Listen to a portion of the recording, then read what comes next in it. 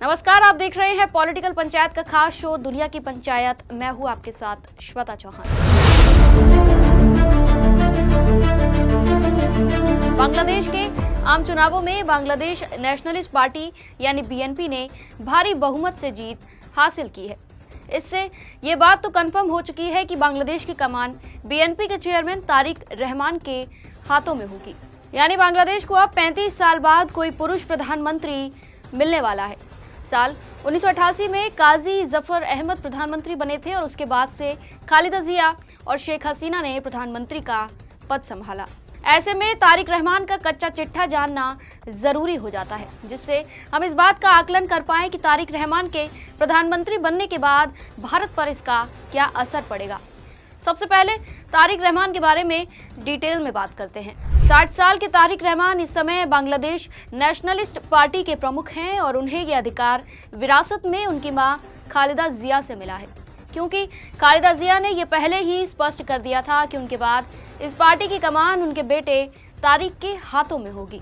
यहाँ बताते चले कि तारिक रहमान की मां और जिया उर रहमान की पत्नी खालिदा जिया 3 बार बांग्लादेश की प्रधानमंत्री रह चुकी हैं। तारिक रहमान 17 साल के लंबे अंतराल के बाद 25 दिसंबर 2025 को बांग्लादेश लौटे और 30 दिसंबर को उनकी मां का निधन हो गया। वतन लौटते ही तारिक रहमान ने चुनावों की तैयारियों पर फोकस करना शुरू कर दिया और अब नतीजा सबके सामने है। जब तारिक बांग्लादेश में नहीं थे तब भी वो लंदन में रहकर अपनी पार्टी का नेतृत्व कर रहे थे। यहाँ जान लेने वाली बात यह है कि तारिक रहमान को डार्क प्रिंस कहा जाता है और इसके पीछे भी लंबी कहानी है।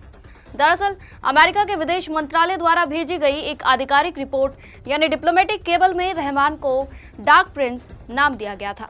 इसके बाद बांग्लादेश के अखबार ढाका ट्रिब्यून ने मई 2023 में एक सीरीज पब्लिश की थी। यह सीरीज साल 2001 से 2006 के समय की थी, जब बांग्लादेश में बीएनपी की सरकार थी। इसमें बीएनपी नेताओं और रहमान पर भ्रष्टाचार के गंभीर आरोप लगे और उस समय भी उन्हें डार्क प्रिंस कहकर संबोधित किया गया था। साल 2001 से 2006 तक जब बीएनपी और जमात इस्लामी के गठबंधन वाली सरकार चल रही थी, तब खालिदा जिया प्रधानमंत्री थी, लेकिन असली बॉस रहमान को ही माना जाता था। उस समय हवा भवन से काम कर रहे रहमान को शैडो पीएमओ तक कहा जाने लगा था। उसके बाद साल 2006 से 2008 का दौर हिंसक अशांति से भरा था। इस दौरान एक केयरटेकर सरकार आई जिसने मई 2007 में रहमान को गिरफ्तार कर लिया। तारिक रहमान को अलग अलग आरोपों में 17 महीने तक हिरासत में रखा गया।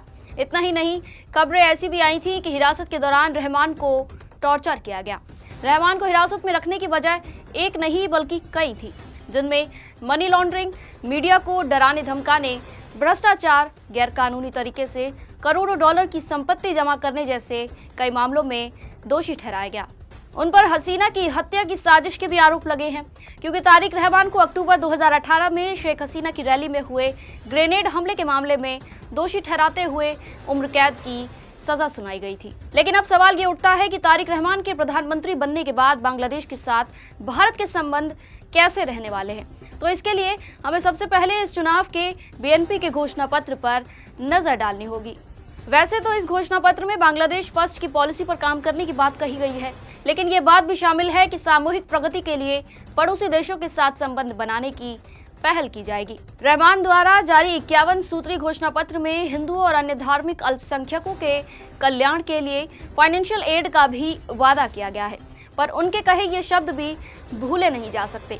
जब एक रैली का संबोधन करते हुए तारिक रहमान कहते हैं कि न दिल्ली न पिंडी, सबसे पहले बांग्लादेश जहां कह रहा है कि वह अपने पड़ोसियों से दोस्ताना रिश्ते बनाए रखेगा, उसका ये सफर थोड़ा मुश्किल भरा लगता है, क्योंकि पाकिस्तान, चीन और भारत के साथ समान रूप से रिश्ते बनाए रखना एक मुश्किल काम है। किसी एक तरफ बांग्लादेश का झुकाव तो जरूर देखने को मिलेगा।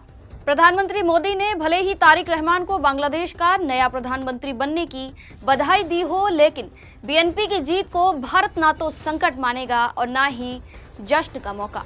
एक तरह से ये भारत के लिए टेस्ट है, जिसमें भारत को अपनी सीमा सुरक्षा, व्यापारिक रिश्ते और विदेश नीति के संतुलन को बनाए रखना है, फिर चाहे कितनी ही खराब स्थिति क्यों ना आ जाए। यह बात किसी से छिपी नहीं है कि बांग्लादेश में हिंदुओं के खिलाफ घटनाएं बढ़ गई हैं, जिसका सीधा सा मतलब निकलता है कि यहाँ कट्टरपंथी ताकतों का वर्चस्व बढ़ गया है।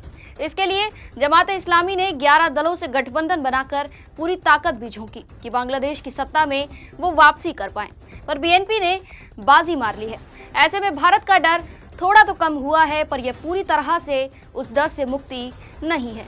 भारत ने अपनी तरफ से बीएनपी को पूरी तरह से ग्रीन सिग्नल दिया है, चाहे वो खालिदा जिया के बीमार होने पर चिंता जाहिर करना हो या उनकी मौत पर विदेश मंत्री एस जयशंकर का खुद बांग्लादेश जाना।